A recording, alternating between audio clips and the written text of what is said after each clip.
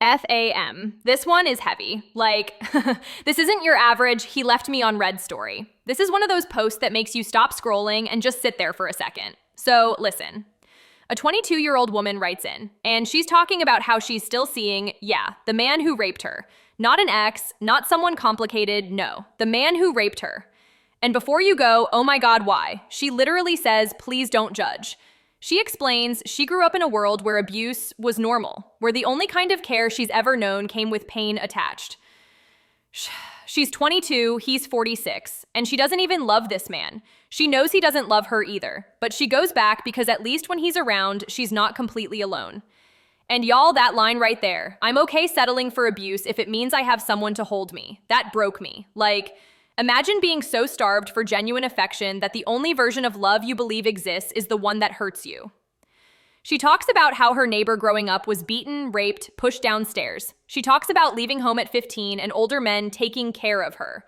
She was basically groomed to see abuse as affection, and now she's homeless, surviving by what men pay her for. And here's the part that chills me. She says she wants to be treated badly, that she enjoys being abused, because if she goes back, then maybe the hurt feels like her choice instead of his. That's trauma. That's not weakness. That's not no self-esteem. That's what happens when people get taught over and over that their body is a bargaining chip and pain is the price of attention. And she even says, people think my self-esteem is an issue. It's not. I just don't value my life.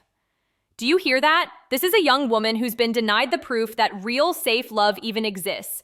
So when you see somebody staying with their abuser, don't just go, why doesn't she leave? This is why. Because sometimes the abuse is the only thing that feels familiar enough to hold on to, because nobody ever showed her anything different. And you can hear the tragedy in her words. If your own parents don't love you, how can anyone else?